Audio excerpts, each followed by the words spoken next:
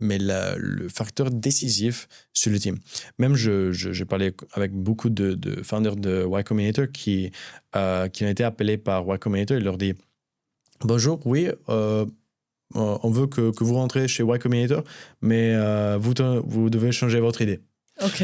Parce que on vous aime, mais on vous pas aime, l'idée. mais votre idée, pas trop en fait. Il n'y a pas seulement la part d'ingénierie quand tu fais un produit, mais il y a toute la part de comprendre ton client et tout ce qui est à la base de créer quelque chose qui vraiment répond à leurs besoins. Le fait incroyable, c'est qu'on a un modèle très puissant parce qu'en fait, tout d'abord, on avait deux modèles qui en fait, tu donnes un input, tu donnes un output et ça finit là, en fait.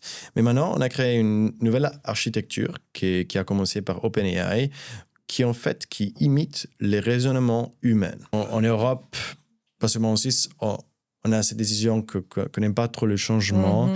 Je pense qu'on a cette mode de penser qu'on est déjà experte dans ce que nous fait, qu'on n'a pas besoin de voir du nouveau.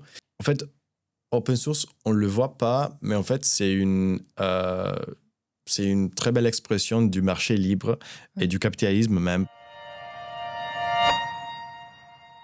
Bienvenue sur la chaîne Alpacity. Aujourd'hui, nous avons le plaisir d'accueillir Oliviero Pinotti, ingénieur logiciel chez StackSync. De passage en Suisse, il va nous raconter l'aventure StackSync, une solution née à l'EPFL qui promet de transformer la synchronisation des données entre vos applications professionnelles en temps réel et dans les deux sens. Oliviero va nous parler de son parcours inspirant, sa vision du software à l'heure de l'IA et de la manière dont les cultures suisses et américaines peuvent s'influencer et s'enrichir mutuellement dans l'entrepreneuriat. Oliviero, bonjour. Bonjour Delphine. Bienvenue sur la chaîne YouTube d'Alpacity, c'est un vrai plaisir de te recevoir. Est-ce que, en introduction, tu peux un peu nous raconter ton parcours et ce qui t'a amené aujourd'hui à travailler dans l'intelligence artificielle et aussi le software ? Bien sûr, mais merci pour l'invitation. Je suis Oliviero Pinotti, je travaille chez StackSync, qui c'est une startup suisse maintenant en Amérique aussi. Et en fait, j'ai un parcours un petit peu différent parce que j'ai étudié à le EHL Hospitality Business School, anciennement connu comme l'École hôtelière de Lausanne.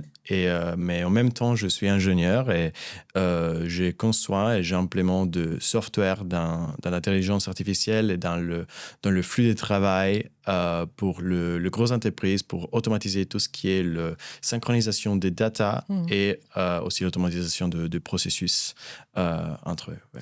Alors, comment tu as fait ? Explique-nous tout pour partir sur une super école qui est le HL, qui est dans l'hospitalité, Oui.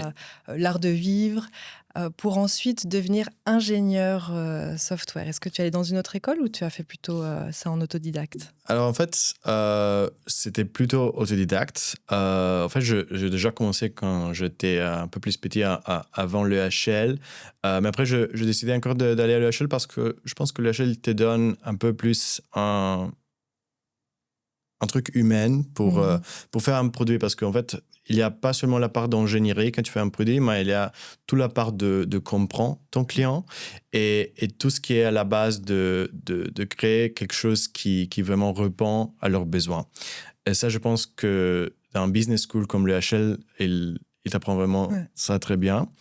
Après, pour la partie autodidacte, moi, ce que je fais, c'est que... Alors, en fait, il y a plein de courses que tu peux prendre, même à l'université ou online ou je sais pas quoi. Mais je pense qu'est-ce que c'est le mieux, c'est vraiment de faire des projets. Moi, j'aime beaucoup, par exemple, la pédagogie de École 42. En fait, j'étais même inscrit pour un petit peu de temps. Mais après, ce que je fais, c'est que je lis un petit peu la documentation le programme le langage de programmation de Python, par exemple. Ouais. Je lis ça, une partie résumée. Après, je suis allé à faire des projets. Et chaque fois, je fais un projet un petit peu plus difficile. Et à chaque fois, je pris des amis à moi qui étaient techniciens. Et je fais leur voir le projet. Et à chaque fois, ils le voient le projet et ils me disent... Alors ça, tu dois le faire complètement. Et en fait, ils me donneraient toujours de feedback très fort, très constructif. Et ça m'a vraiment donné la possibilité de vraiment devenir un ingénieur capable d'un temps très vite, je voudrais dire. Après, je suis allé sur autre langage de programmation, un petit peu sur l'IA, sur le futur de travail, sur ces topics. En fait. Tu as principalement cherché de l'information en ligne, sur YouTube, le podcast. Est-ce qu'il y avait des communautés de programmeurs? Absolument. Il y a beaucoup de communautés online que j'ai vues, je ne me rappelle pas des noms, mais en fait, où ils te donnent des projets à compléter, en fait.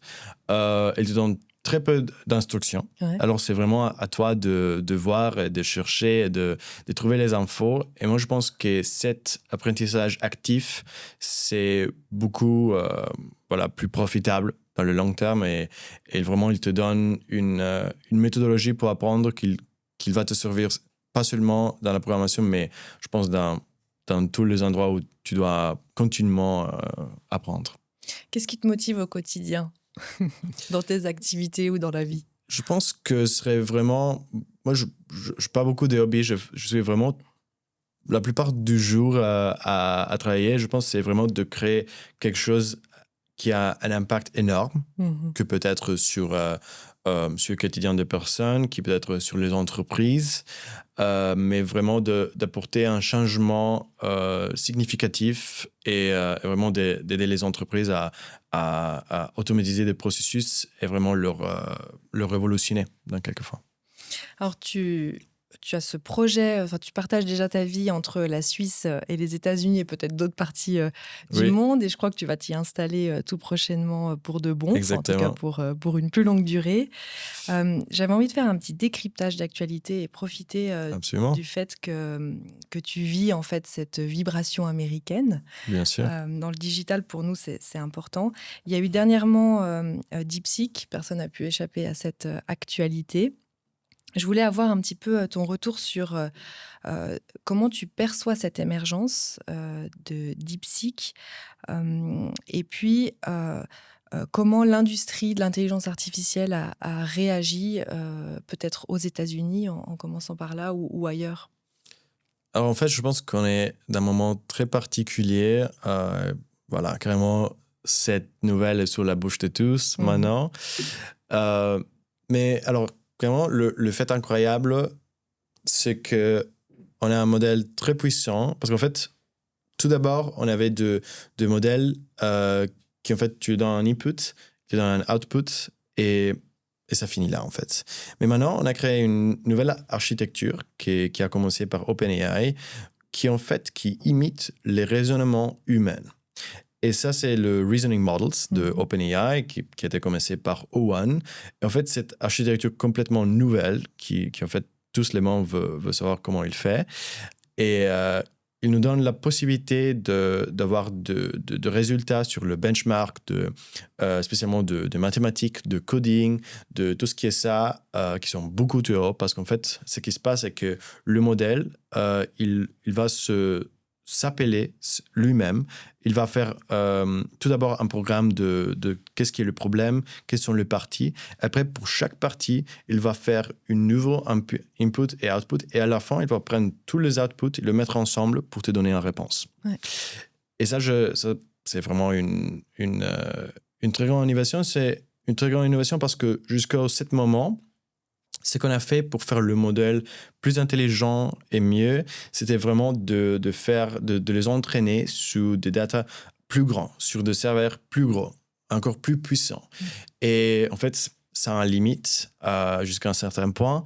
Et alors, on cherche maintenant des autres innovations pour améliorer le modèle un petit peu d'un mode horizontal, on peut dire. Et ça, c'est vraiment l'innovation. Avec DeepSeek, voilà... On ne sait pas si c'est vrai qu'ils ont vraiment fait un nouveau modèle pour 5 millions, qui ça semble vraiment incroyable comme chiffre pour faire un modèle de cette puissance. Mais c'est intéressant parce qu'il a mis un petit peu en pression sur OpenAI, qui est maintenant un petit peu le principal compétiteur, l'acteur principal. Exactement.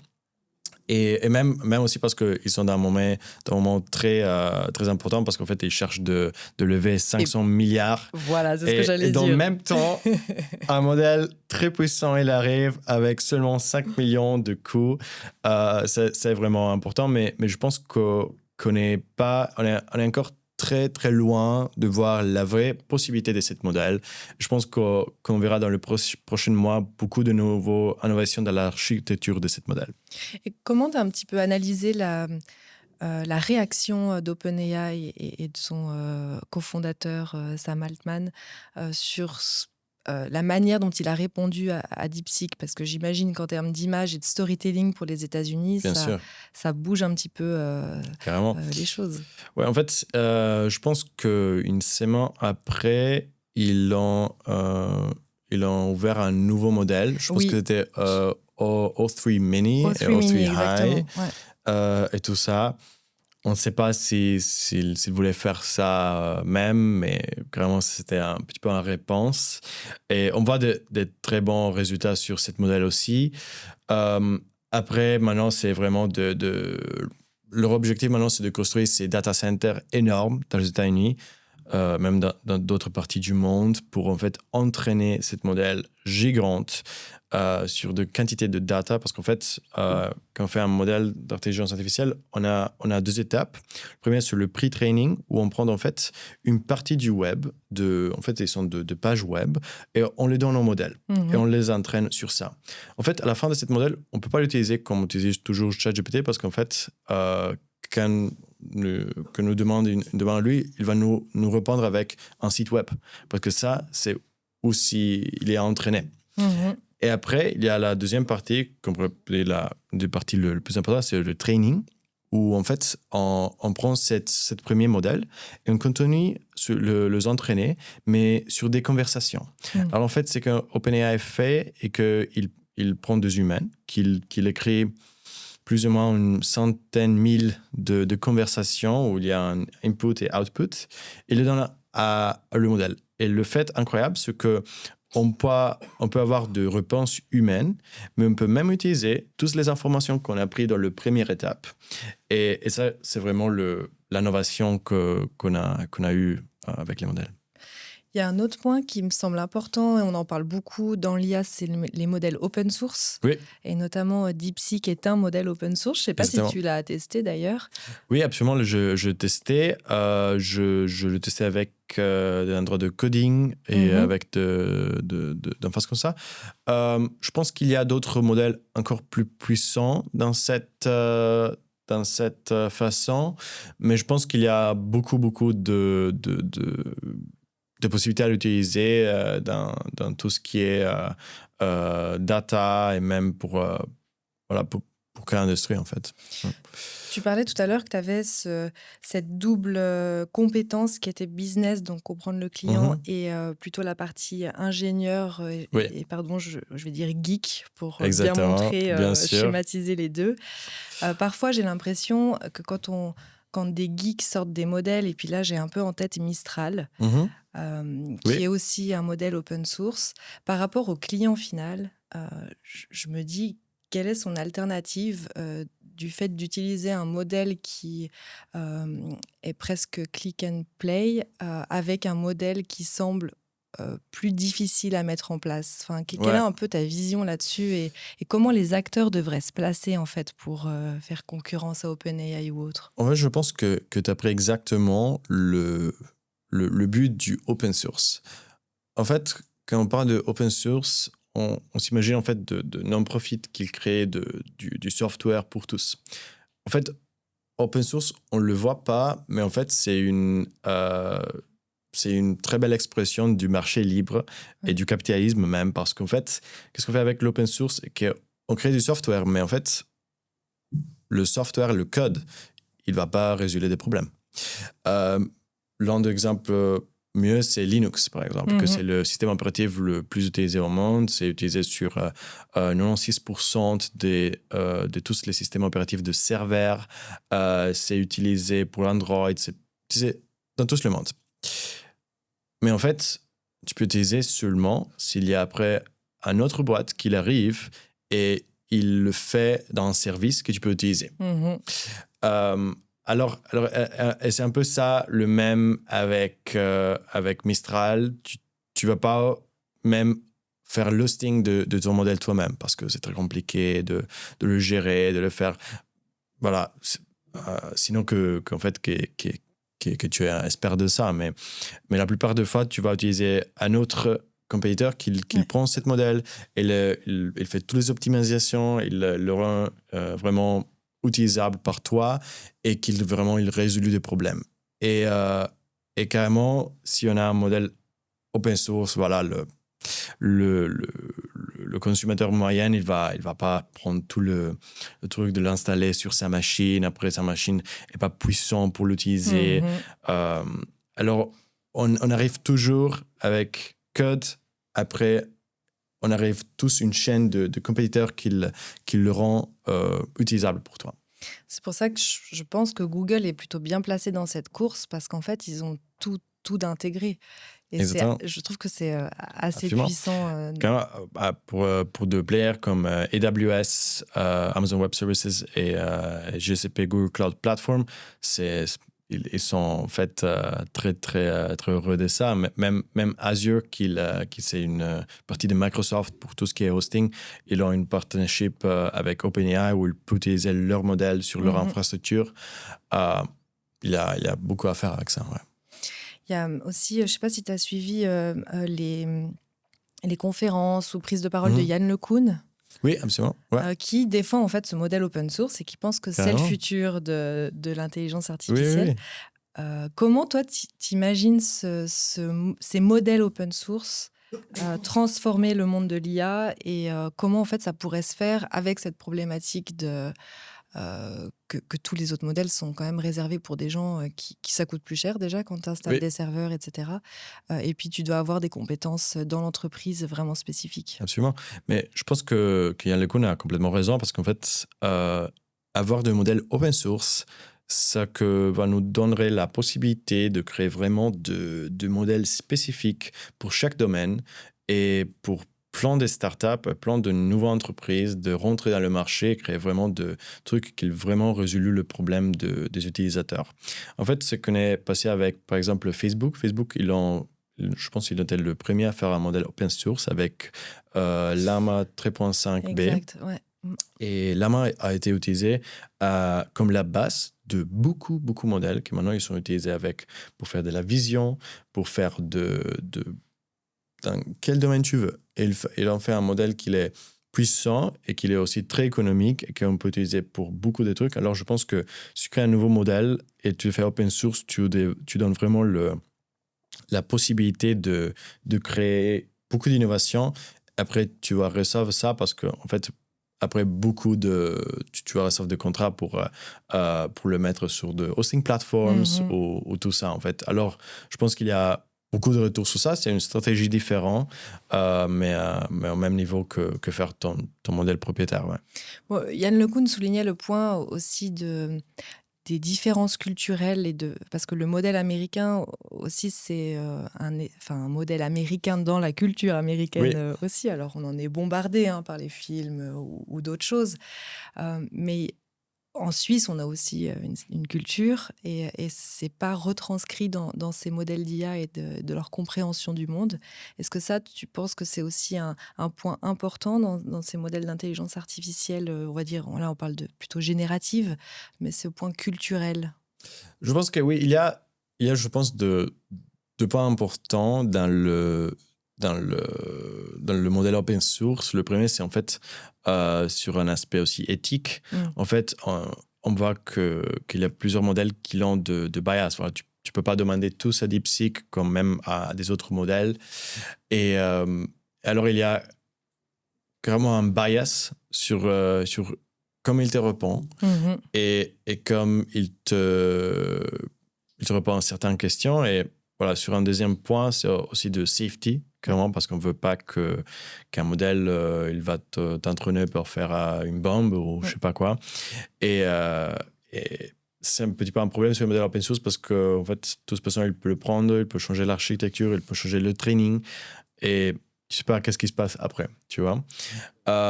Mais je pense que c'est vraiment, la base, c'est de créer des modèles puissants qui sont safe et qui sont le plus, on va dire, objectifs. Et après, de prendre ça et donner la possibilité à les utilisateurs de leur customiser et de faire vraiment, euh, de les aider à atteindre leur objectif avec les modèles qui va vraiment créer l'innovation dans l'industrie. Plus largement, ces nouveaux LLM, donc Large Language Model, ils ont hacké notre connaissance ou savoir-faire du langage, donc c'est Mhm. assez énorme. Dans le monde du software, Oui, notre manière d'utiliser les outils, est-ce que tu penses que ça aura un impact important et si oui, quel type d'impact? absolument. En fait, je pense que ça serait le premier point d'innovation qu'on verra parce que euh, maintenant, on a commencé en 2021 avec tout ce qui est de modèles. En fait, tout ce qu'on avait, c'était input-output à travers une web interface. Mhm. Mais maintenant, on voit la création des agents. Alors en fait, on parle beaucoup des agents, mais c'est quoi un agent? Un agent, c'est vraiment de prendre un modèle et de le mettre dans plusieurs étapes d'un processus pour avoir de input jusqu'à atteindre un objectif qui n'est pas seulement d'avoir du texte, en fait. Et, euh, et ça, on le voit dans beaucoup d'industries. Je pense que j'ai vu plusieurs startups qui fait ça dans le domaine du risque bancaire, en fait. Ouais. Et c'est très intéressant parce il donne la possibilité à le modèle d'utiliser des outils, par exemple de la banque, par exemple d'accéder à l'outil de la banque, de prendre des informations, après de retourner, après d'aller dans leur database, après de retourner, après de, par exemple, envoyer un email à la personne spécialisée pour ça, retourner et à la fin, vraiment faire comme un flux de travail Mhm. qu'il arrive et à atteindre cet objectif. Et maintenant, on voit par exemple une nouvelle implémentation de ça, c'est avec OpenAI Operator. Mm. Et on voit ça et aussi dans l'industrie, on voit beaucoup d'outils qui te permettent de connecter ton modèle pour dire comme ça avec par exemple ton CRM ou ton logiciel et vraiment leur donner le contexte qu'ils ont besoin Mhm. pour à la fin de résoudre des problèmes et pas être seulement une chat avec pas des connaissances et pas de voilà Oui, il faut cliquer sur... d'utilité. Ouais, ouais. Exactement, c'est ça. Eh bien, tu nous as fait la transition vers StackSync parce que vous faites du CRM, vous gérez de la data, du workflow. Est-ce que tu peux nous raconter Absolument. un petit peu cette histoire? Enfin, qu'est-ce que vous faites? Qu'est-ce que la Exactement. société propose? À StackSync, on développe des logiciels qui permettent à les grosses entreprises de synchroniser leurs data à travers beaucoup de logiciels et à faire automatisation de processus. Mhm. Alors, si je fais un exemple très simple, par exemple, tu as ton CRM et tu as même ton logiciel financier. Par exemple, tu veux que dès que tu vas faire un nouveau ordre dans ton logiciel financier avec les infos de ton client, tu veux le mettre même dans ton CRM au même temps. Mhm. Et pour faire ça, maintenant, les grosses entreprises, ils investissent beaucoup d'heures d'ingénierie et d'argent et des coûts pour faire des solutions qui sont très instables, pas scalables, et ils ont beaucoup de problèmes à faire des synchronisations dans des systèmes différents. Mhm. Et qu'est-ce qu'on a fait? Qu'on a créé vraiment un logiciel générique qui peut prendre deux logiciels de soit quel type. On continue toujours à ajouter beaucoup de logiciels. Et tu peux faire une connexion, un two-way sync, en fait, entre les deux, et leur permettre que le moment que je te joue ça, immédiatement, il arrive sur l'autre côté. Et en fait, de gérer que, par exemple, si sur cet côté, je vais en fait supprimer un contact, qui s'est supprimé aussi de l'autre fois. Mhm. Et oui, Ouais, pardon, c'est des chemins que vous créez, enfin, exactement. des API, Oui, ces oui, connecteurs, exactement. mais dans les deux sens, c'est ça que je Deux trouvais sens, ouais, intéressant. exactement. Ça, c'est le premier produit de StackSync, sur le Sync. Et moi, je travaille aussi sur un deuxième produit qu'on est en train de développer, qu'on a aussi avec quelques clients, que c'est le Workflows, ou en français, le flux de travail. Et ça, c'est vraiment un produit très puissant parce qu'en fait, tu peux créer de mini-applications, en fait.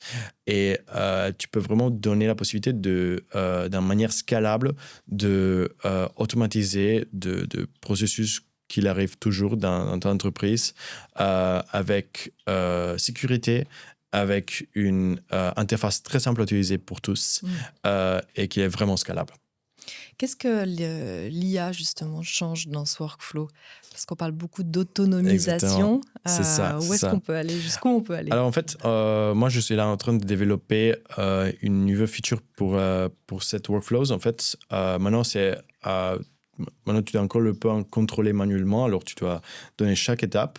C'est qu'on est en train de développer que tu auras la possibilité vraiment de seulement écrire tout ce que tu veux. Par exemple, je veux que j'arrive à un email avec le sujet XYZ, que tu ajoutes une nouvelle ligne dans mes Word et que tu fais une autre action.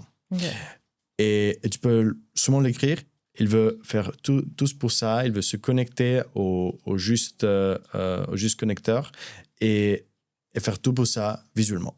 Et après ça, on va aussi donner la possibilité d'utiliser des modèles. Par exemple, si tu veux que dans le workflow, il y a un modèle qui prend des inputs, et par exemple, pour créer une email ou pour je sais pas quoi, pour créer une séquence, tu pourrais même ajouter dans le flux de travail.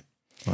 Mais ce qui est fou dans ce que tu dis, et je pense que c'est important de le souligner, c'est que c'est plus du code pour dire à la machine de faire Exactement. telle tâche. C'est-à-dire que tu lui parles Exactement, c'est ça. avec ton langage Oui, pour lui exactement. dire ce que tu veux. Oui, exactement. C'est dingue. Et je pense que c'est en fait la manière plus simple pour en fait créer de mini-applications en fait, Ouais. parce que tu as vraiment tous les composants pour créer des appliques qui sont customisées pour toi, pour ton usage, et ça c'est incroyablement puissant. J'aurais aimé avoir ton retour d'expérience. Peut-être que tu l'as essayé, Copilot de Microsoft. Oui. Moi, j'attendais beaucoup de ça. Ça marche pas hyper bien, pour être totalement honnête. Alors, c'est peut-être work in progress. Enfin, voilà. C'est ça. Avec ce que propose OpenAI et ce que propose Copilot, donc c'est un peu les mêmes technologies, quels sont les freins du fait que ça marche pas si bien que ça, ou les défis qu'ils rencontrent? Alors, peut-être tu partages pas cet avis aussi. Peut-être que tu trouves que ça marche bien.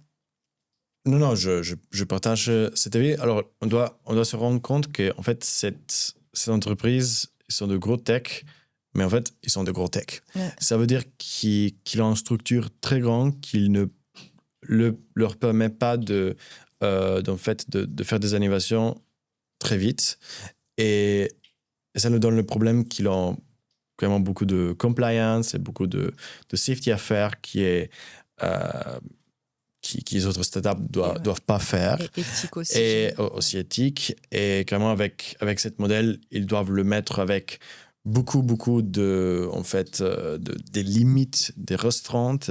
Et en fait, ils doivent aussi être aussi pour cette produit qui génère pas encore beaucoup d'argent. En fait, il va utiliser aussi des modèles moins puissants. Et je pense que tout ça contribue à le fait qu'ils ne sont pas encore très puissants, mais je pense que dans les prochaines années, un peu plus lentement, on va voir aussi des changements. Mais il y a aussi beaucoup de startups qui l'aident avec ça. J'utilise moi-même avec Google Sheets. Il y a une startup que je ne me rappelle pas le nom qui te donne de fonctions customisées pour utiliser l'IA dans ton logiciel. Et c'est très puissant. Et il y a d'autres que tu peux absolument pas faire avec Copilot ou Gemini. Ouais, par des limitations plutôt réglementaires. Exactement, on pourrait c'est dire.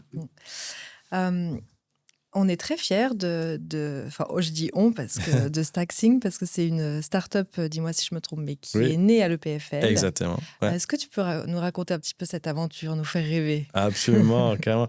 Voilà, en fait, il a été commencé par Ruben Bourdin, qui est le fondateur, le CEO de StackSync.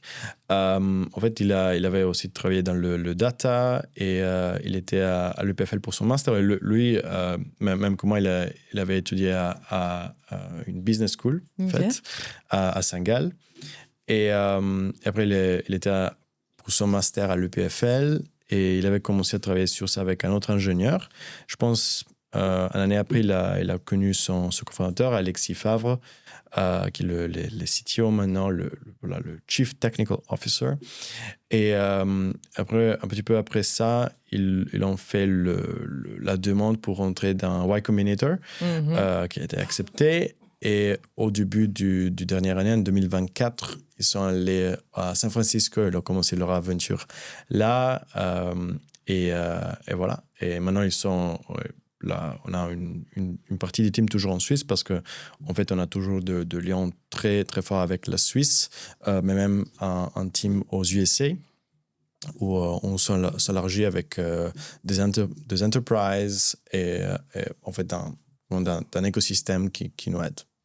Mais peut-être raconte-nous un petit peu Y Combinator. Oui, Voilà, quel est ce fonds, absolument. peut-être un peu son Alors, histoire. Y Combinator, c'est un incubateur des startups, mais même on peut dire c'est un fonds d'investissement de venture capital. Il était fondé, je pense, en 2005. Et en fait, ils ont investi dans le startup le plus important, le plus grand. Je pense que la valuation totale de tout leur portfolio de startups, ça monte à plus de 100 milliards. Ah ouais, d'accord. Et en fait, ils ont investi dans Airbnb, dans Stripe, dans Reddit, dans de bots qui sont devenus énormes. Même OpenAI a commencé chez eux avec un autre nom. Et vraiment, ils ont une approche complètement différente à tous les autres fonds, ils ont des partenaires qui ont été leurs-mêmes, soit aussi fondateurs à Y Combinator ou fondateurs des autres startups qui après ils l'ont vendu. Alors ils te donnent plus que l'argent, je dirais, cette communauté de gens très motivés à créer des innovations et des startups qui après peuvent devenir, en fait, on espère de licorne. Et Je vous le souhaite. voilà, ça c'est aussi un début, mais et être vraiment une communauté où tu es ensemble des autres gens qui font la même chose. Alors, ça se passe comment? Vous avez été sélectionné, approché, Exactement, on a oui. cru en votre Alors en fait, projet? c'est incroyable parce que normalement, pour des autres fonds d'investissement, le processus, c'est énormément long. Tu dois faire de compliance, de due diligence, tous ces trucs. En fait, avec Y Combinator, c'est très simple. Il y a un formulaire en ligne que tu dois remplir avec tes infos, tes cofondateurs, ta idée et tout ça. Et après, s'il le trouve intéressant, il veut t'inviter pour un interview de 10-15 minutes, plus ou moins. Après ça, il va te dire si tu te rentres dans Y Combinator et s'il veut investir la moitié d'1 million dans ta startup. Et en fait, c'est incroyable parce qu'un processus comme si simple pour un objectif énorme, tu vois. Et vraiment, ils ont vraiment une philosophie qui t'aide vraiment à être focusé sur qu'est-ce qui est important pour ta startup et pas de perdre du temps à faire de lever des fonds qui vraiment, il prend quelquefois des années. Et en fait, ça aide beaucoup. Et après, tu rentres, il y a un programme de 3 mois. En fait, il y a pas de classe ou rien, en fait. C'est vraiment que tu vas là, en fait, il y a des événements, de rencontres. Mais en fait, tu travailles tu bosses comme un malade pendant 3 mois. Et à la fin, il y a un démo que tu fais devant le meilleur investisseur de la Silicon Valley, je voudrais dire. Et voilà, et après, tu continues. C'est ça. Et comment ça se passe? Enfin, plonge-nous un petit peu dans ton quotidien de la start-up aux États-Unis. Est-ce qu'il y a une étincelle particulière? Oui, alors en fait, on commence le jour avec une stand-up. Ça veut dire, en fait, ça veut dire qu'on est tous... on ne s'assoit pas, mais en fait, c'est un meeting de 20 minutes où pour 5 minutes chaque, je pense qu'on est 8 maintenant, on dit qu'est-ce qu'on a fait le jour avant, qu'est-ce qu'on devrait faire aujourd'hui et est-ce qu'il y a des choses qui ne nous permettent pas d'avancer et s'il y a quelqu'un qui nous pourrait aider dans ça. Après, en fait, le jour, c'est travail. On ne fait pas trop de meetings parce que je pense que faire trop de meetings, vraiment, il il met beaucoup des interruptions. Et aussi, quand tu fais de l'ingénierie, tu as toujours beaucoup de gros, gros intervalles des heures où tu n'as pas des interruptions de ça pour vraiment être dans le flux, tu vois. Et oui, et après, on a toujours des meetings pour faire de brainstorm et du design sur le produit. Ça c'est très important. On prend beaucoup de temps pour ça, mais hors de ça, normalement, on travaille. Ouais. Et l'environnement, le contexte dans lequel tu évolues, Ouais. tu vas prendre, enfin, c'est un peu cliché ce que je veux dire, mais apparemment, tu prends ton café, Oui. tu parles avec quelqu'un qui est en train de mettre de l'essence dans sa voiture, il te demande ce que tu fais, ah super, puis le lendemain ou même l'heure après, vous parlez, vous voyez, et Oui, potentiellement absolument. vous collaborez. Enfin, est-ce Oui, que non, ça c'est non, vrai alors, ou... oui, ça dépend. Alors, moi, je travaille avec des autres ingénieurs sur le produit de Workflow. Alors, avec eux, on s'appelle, je pense, Ok. sur une base de quelques heures. On voit alors, où tu es là. On a un mode, on a une appli où on a tous nos tâches et on définit de deadline et dans quel temps on veut faire de nouveaux releases de produits. Après, il y a un processus qu'on parle avec tout le reste du team et on se prend des cafés, on prend de Une petite meet-up, pause, quoi. Ouais, exactement, voilà. de pause où on pense où est-ce qu'on veut que le produit va maintenant, c'est quoi notre vision et c'est très important toujours de redire c'est quoi notre mission, c'est quoi notre but, où est-ce qu'on va. Et je me trouve souvent qu'on dise, mais il y a 7 standards, pourquoi est-ce qu'on doit suivre ça? Ouais. Est-ce qu'il y a une raison? Et quelquefois, ils me disent, parce que c'est comme ça que l'industrie le fait. Ouais. Est-ce que ça, c'est une raison pour le faire? Non. Alors ça nous donne toujours des idées incroyables et ça vraiment faire cette réalisation qu'on ne doit pas penser dans le restreint, dans les limites de ce qui était déjà fait, qui est vraiment porté à l'innovation. Et je pense une grosse partie de le feature le plus important de produits de Stacksync ont été créés par ça. Alors aujourd'hui, vous avez quel type de client? Et j'ai une question un peu plus précise. Quel type de client vous recherchez en Suisse? À qui ça correspond votre... Nous, on est vraiment pour le client enterprise, c'est de boîtes moyennes ou plus grands, où ils ont des processus à automatiser, où ils ont normalement... Dans ce type de boîte, on a beaucoup de logiciels, on a beaucoup de départements. En fait, le problème, c'est que maintenant, il doit prendre beaucoup d'heures d'ingénierie pour faire des solutions qui prennent vraiment beaucoup de temps. Ils sont pas scalables ou quelquefois, ils prennent de consultants pour créer des solutions pour faire utiliser ce service.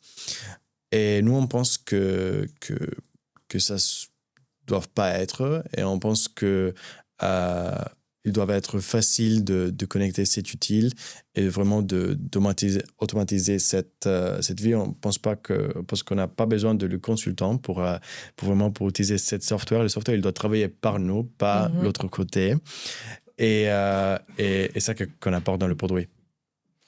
Qu'est-ce que dans là où vous en êtes, vous êtes toujours en recherche de fonds. Enfin, quelle est un peu la grande vision? Oui. Où c'est client, fonds, développement de produits? On n'est pas en recherche de fonds maintenant, que je sais. Maintenant, on est vraiment dans le développement particulièrement de notre deuxième produit de flux de travail, et aussi de nous enlargir dans plusieurs domaines et secteurs d'activité. Comme ça, on peut. On a par exemple des clients du healthcare, du data, beaucoup de domaines.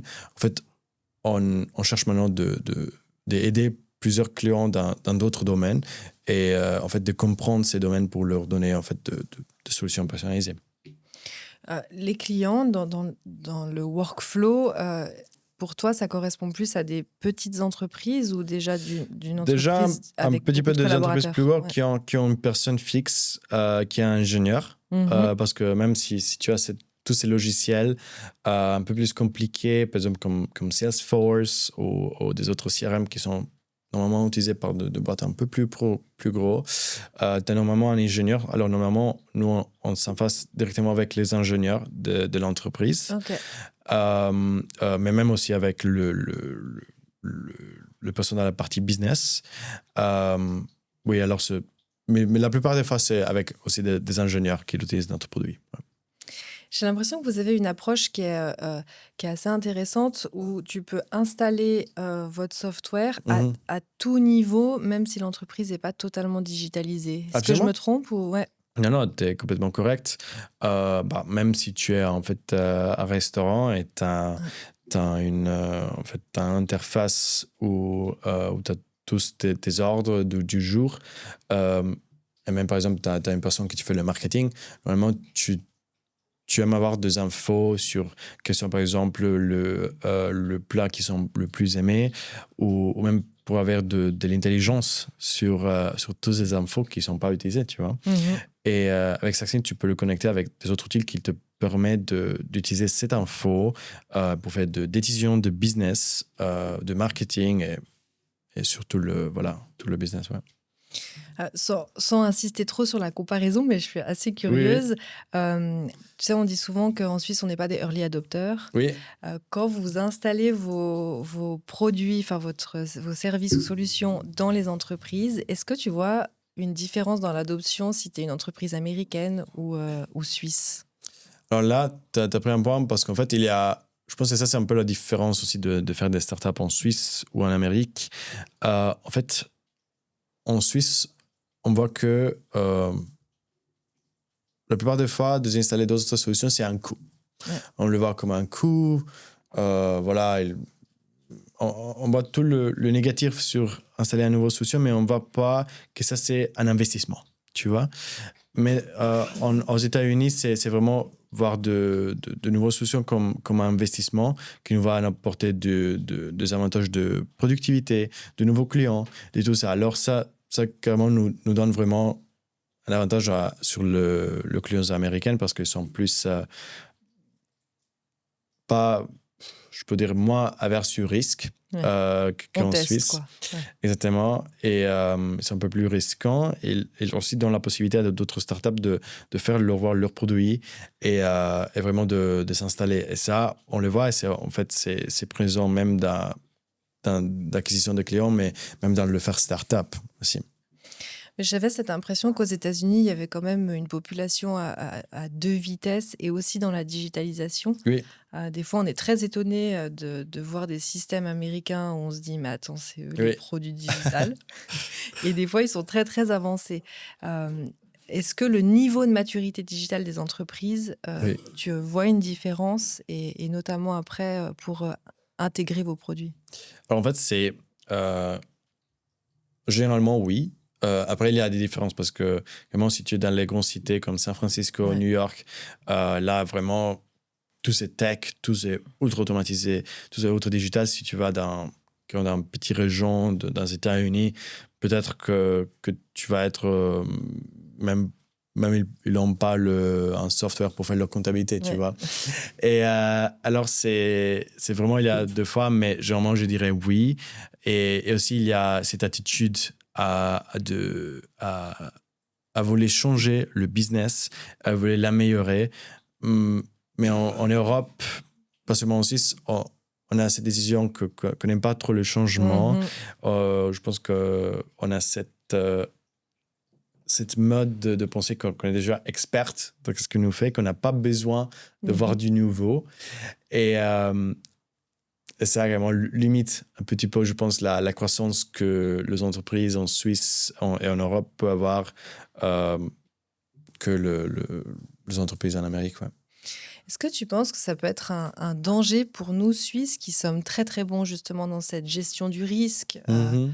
On fait très bien les médicaments, on est Absolument. très bon dans l'industrie, mais c'est aussi un mindset, il me semble, qui n'est pas du tout digital. Ou dans le digital, tu l'as dit toi-même, le matin, tu te poses la question, tu te dis, ah ok, pourquoi on fait ça? Pourquoi on suit la procédure? En fait, on ne sait pas, ça a toujours été fait comme ça, puis on Oui. change. Et cette agilité, est-ce que on devrait un peu plus l'avoir en Suisse pour adopter le digital?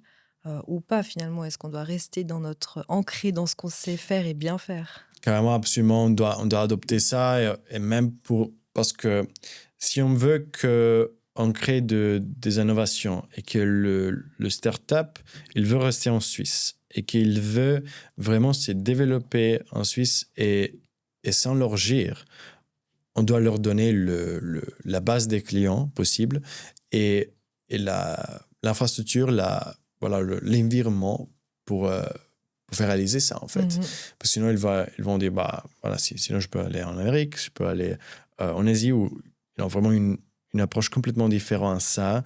Et aussi, je pense que l'autre problème, c'est que quand ils sont en Suisse, je pense qu'ils ne sont pas compris par les autres. Tu vois, Mm. les gens qui travaillent dans ça, et je pense que ça, c'est un limite à l'innovation. Alors, si on fait vraiment un changement de mindset, après aussi, il y a vraiment des trucs comme, par exemple, des avantages fiscaux aux autres trucs, mais ça, c'est vraiment pas la chose plus grande. C'est vraiment de faire un changement de mindset et de dire, voilà, maintenant, on peut investir dans de nouvelles innovations qui vont vraiment nous apporter. On doit être vraiment ouvert à de nouveaux trucs et à apprendre. Mm. Tu me disais aussi, et ça m'avait marqué, c'est la différence du temps. En fait, vous avez fait je ne sais pas combien de mois, mais en très peu de Mhm. temps, ce qui aurait peut-être pris 2 ou 3 années en Suisse. Et ça, c'est ultra important, le temps Absolument. dans le monde de la start-up. Absolument. C'est même pour lever des fonds. Mhm. Si en Suisse, pour lever des fonds, j'ai écouté des histoires d'un founder d'une startup qui m'a dit, ouais, je pris 8 mois pour prendre 20 000 francs. Et voilà, et quand j'écoute ça, vraiment, je dis, bah, là, vraiment, il y a un problème, tu vois, Ouais. parce que pour un semble très petit, pour un étape très, très, vraiment très early, tu as vraiment chaque jour, chaque heure est important. Mhm. Parce que faire une startup innovative, faire un produit qui est vraiment résolu le problème, c'est un des trucs le plus difficile au Mhm. monde à faire. Et, et je pense qu'un investisseur, il se prend le temps ici et dit, ah ouais, bah, on doit avoir votre estimation dans 5 années, combien vous allez faire, qu'est-ce qui seront votre coût. Voilà, des questions qui n'ont pas de relevance, que je compris les investisseurs, mais en même temps, il doit leur comprendre qu'est-ce qui est vraiment important dans évaluer une nouvelle startup sur le team. Mhm. Même Y Combinator, en fait, il te demande sur l'idée que tu as, mais le facteur décisif sur le team. Même j'ai parlé avec beaucoup de founders de Y Combinator qui ont été appelés par Y Combinator. Il leur dit, bonjour, oui, on veut que vous rentrez chez Y Combinator, mais vous devez changer votre idée. Ok. Parce que On vous aime, mais on pas vous aime, l'idée. mais votre idée, pas trop, en fait. Et ça, c'est vraiment le signe d'un investisseur smart, intelligent, Mhm.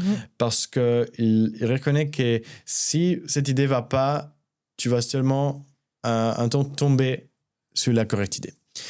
Et ça, je pense que c'est un truc très important dans le lever des fonds. Et vraiment, en Europe, on prend trop de temps pour faire ça. Et on doit donner le temps pour que le founder ait le temps pour faire la truc la plus importante, que c'est de focuser sur faire leurs produits et de parler avec leurs clients. Ça, c'est le deux truc le plus important. Et c'est comme un fondateur, t'es pas ta priorité, parler avec ton client et construire ton produit, t'es pas sur la bonne route. Vous êtes quand même resté en Suisse, une partie Mhm. de l'équipe. Oui, absolument. Vous avez cette volonté-là. Qu'est-ce qu'on pourrait faire passer comme message pour que on soit meilleur encore en Suisse dans ce monde de Absolument. la start-up? Parce qu'il y a quand même des belles histoires et vous en faites partie. Carrément. Voilà. Nous, je pense qu'on a eu une expérience très belle, en fait, parce qu'on a trouvé un environnement fantastique à l'EPFL, à La Forge, qui est cet incubateur. Et vraiment, on a eu une expérience très belle.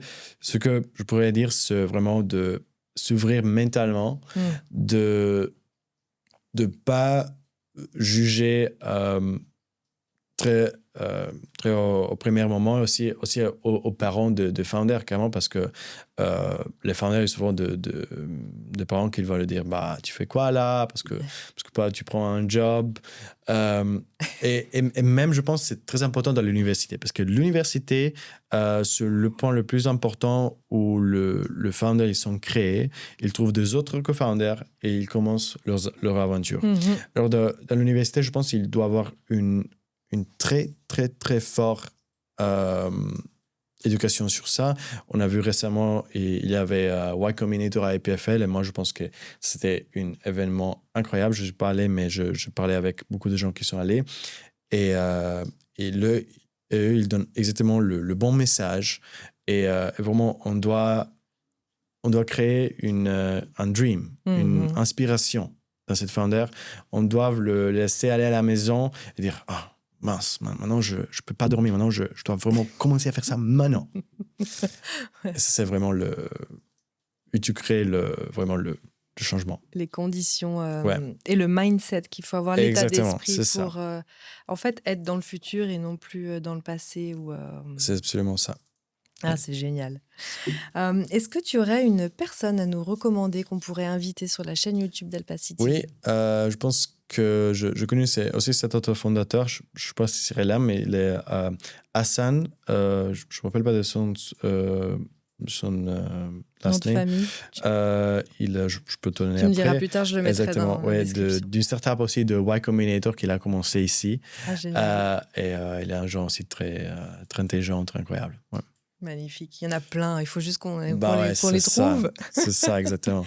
Et puis enfin, on aime bien savoir si tu pouvais nous partager une source d'information, des chaînes ou podcasts que tu écoutes qui te plaisent dans n'importe quel domaine. Tu vois, moi, je vois souvent le Litecoin podcast.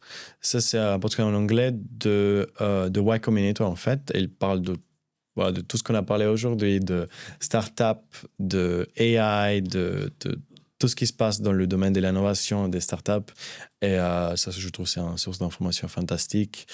Oui, ça, je pense, c'est le mieux. Après, il y a beaucoup de journaux comme TechCrunch, mais après, ça, il donne un peu plus des informations un peu plus dramatiques, DeepSeek. mais Litecoin, c'est très bien. Oh, magnifique. Oliviero, merci infiniment. Merci même toi. Je sais que on a profité de ton passage en Suisse et merci d'avoir pris le temps de passer chez nous. Merci pour l'invitation. Bonne journée. À toi-même.